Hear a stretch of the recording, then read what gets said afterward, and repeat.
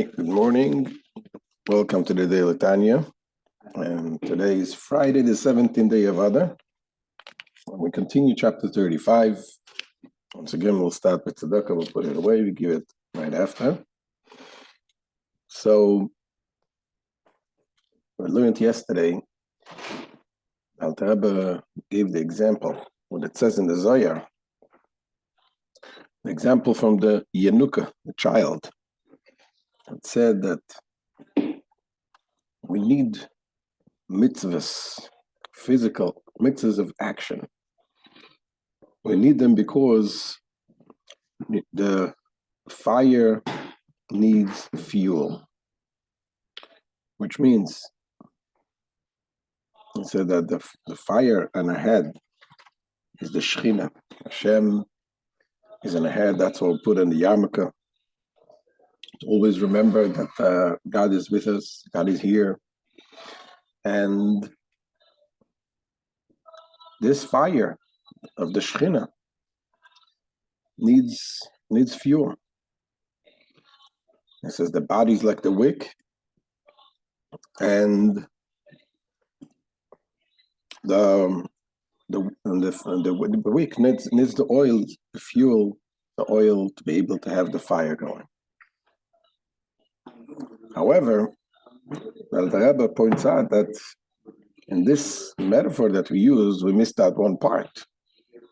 We have God's, the divine presence, the Shechina, and we have the body. The body is the wick, and the Shechina is the fire. The divine presence is the fire. But what about the soul? We said we need the fuel to keep the fire going. For that, we said we need the actual mitzvahs, the mitzvahs of action. But the question is, why isn't the soul enough to keep the fire going?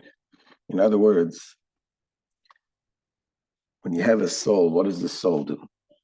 The soul gets you to connect to Hashem. So if you think about how do you connect to God? When you have fear of God, you meditate about the greatness of Hashem, like the great tzaddikim, the holy people, who really the life is godly. And why is that? It's because of the soul. They have a godly soul, and they feel the deep connection to Hashem. And that should be enough to get the fire going. That the divine presence should be in them. So why does he say that we really need, that this is not enough? We need the mitzvahs. We need the physical mitzvahs. You take a pair of tefillin, you wrap on your hands. It seems like just a physical action. And that's what Alter Rebbe is going to explain today.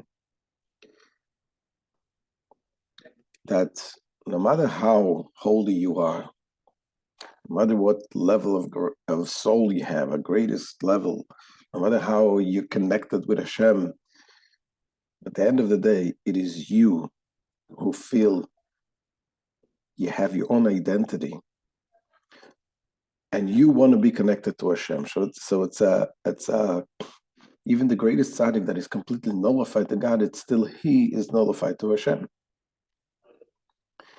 And just therefore, it's not a complete nullification.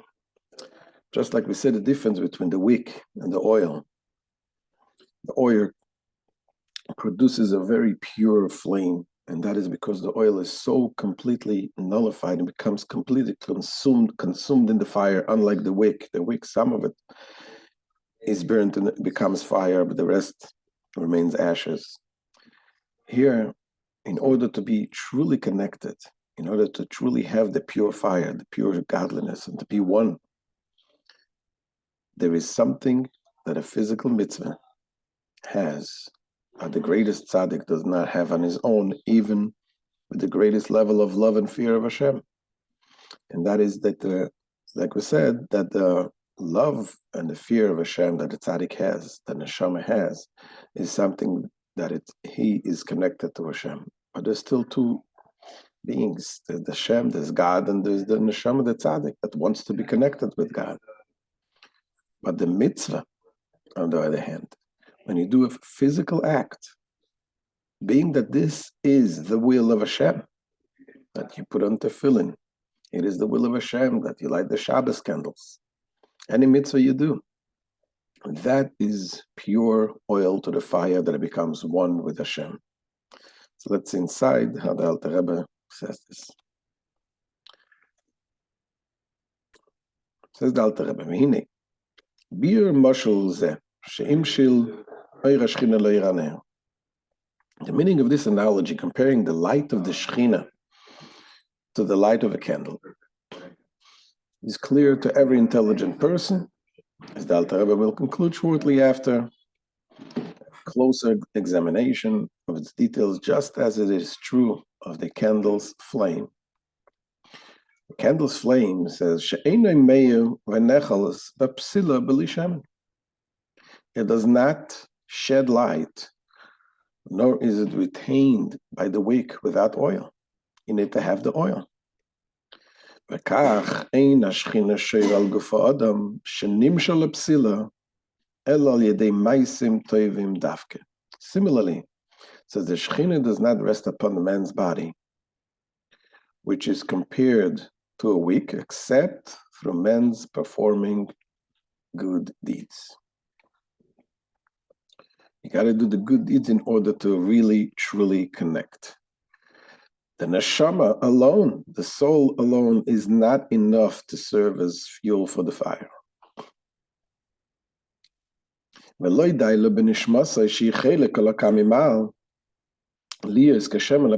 is evident from the Zohar, however, that one soul, although the soul is a part of God above, as we said in the previous chapters, explained in length, the neshama is literally a part of Hashem. But it is insufficient to serve as oil for the wick. And this is Mavuer Muvin Chol Maskil. The reason for this, the Alter Rebbe now concludes that the sentence began earlier. It says the meaning of this analogy is clear and understandable to every intelligent person. And he explains,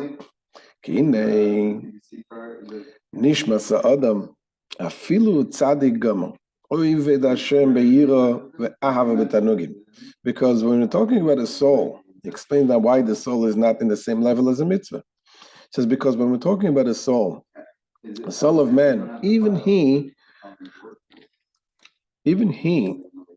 if he's a perfect tzaddik who serves God with fear, serves God with fear and with a pleasurable love. This we explained in the earlier chapters, the difference of tzaddikim, different levels of love that they have. Pleasurable love is the highest level of love that a tzaddik can have. That is so one with Hashem. He completely transformed the animal soul. He has nothing else in his mind except Hashem. Nevertheless, it's still, he has his identity that is connected to Hashem. It's not completely nullified to Hashem. אף על פי כן, אינו בטל במציאות לגמרי, לבטל ולכולל בעיר השם ממש, להיות לאחדים ומיוחדים בייחוד גמו. It is nevertheless not utterly nullified out of existence, so that it might be dissolved into and absorbed within God's light, to be merged with it in perfect unity. It's not.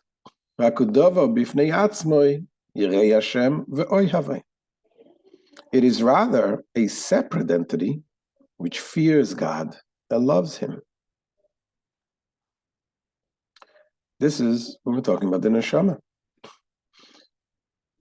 But the mitzvahs, on the other hand, what is the mitzvah? When you do a physical act, a mitzvah, it is God's commandment. It is God's will. Not so with mitzvahs and good deeds, which are God's will, each commandment representing God's desire that a particular act be performed. ורציינה יזברך ומוקר החיים לכל העולמות והברואים. Now God's will is the source of life for all the worlds and the creatures. They live only because God so desires. When Hashem desires something, it comes to be. Doesn't have to do anything for this to become, to his will to become fulfilled. So basically he's saying that really everything is God's desire. The entire world, everything that is, all the creatures that are here, is because God desired them to be here. However, there is a difference between all the created beings, everything that exists, and the mitzvah, God's command, fulfilling God's commandment. And that, as we explained a number of times, there is the pnimiyus haratzon and chitzoniyus haratzon. There is the inner will and there is the external will. As we gave the example many times, when you have a will, when you're waking up in the morning, you're going to work, you do it because you want to do it. If you wouldn't want to do it, you wouldn't do it. But is this your inner will, or there is something you would rather stay home, but there is an inner will for you, you want to make a living, you want to get the salary? That is the inner will that drives you to wake up and go to the office. The salary is also not the ultimate will. Ultimately is what you want to do with the money. You want to have a good living, you want to support your family. So there's the external will and there's the inner will. The entire world is the external will of Hashem. The inner will of Hashem is that a Jew should perform a mitzvah, that we should fulfill God's will in this world. So everything else is, the will is concealed. It's only the external will that it exists. That's what Alter Rebbe says. The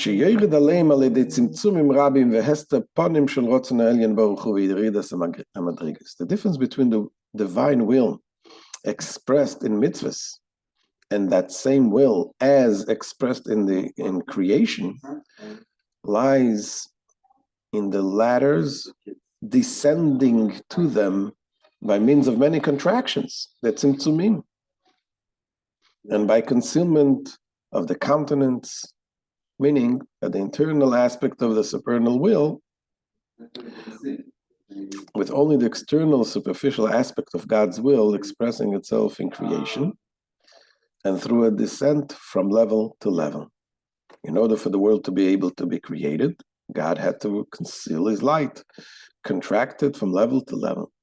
Ad sheyuchlu leisavos uleiboros yesh me'ayin v'davar nifrad b'fnei atzmai v'lo yibotlu b'metzius kanizka la'el. All these steps were necessary so that it would be possible for the world and creatures to come into being and to be created ex nihilo, as separate entities without becoming nullified out of existence, as mentioned above. But the mitzvahs, on the other hand, are different. The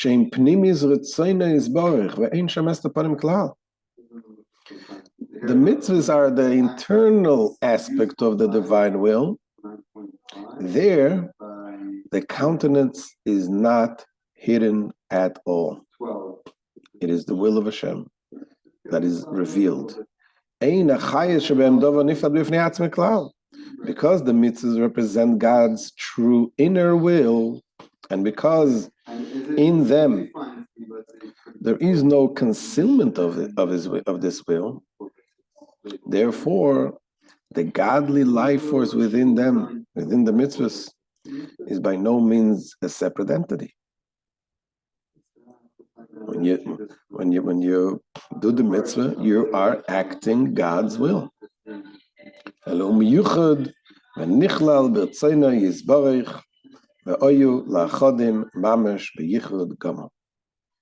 but it is united with and contained within God's will. And they, the mitzvahs, are truly joined in perfect unity with Hashem's will. So here, Alter Rebbe begins this explanation of why the physical mitzvahs, the mitzvahs of action, even those we don't feel the importance of it, we don't understand, but this is the will of Hashem. Therefore, they become the fuel to keep the fire going, to keep the Shekhinah going on us. It is by doing the mitzvah. Because when you do a mitzvah, you become one with Hashem. Have a good Shabbos, and we'll see you on Sunday, B'ezrat Hashem. All the best.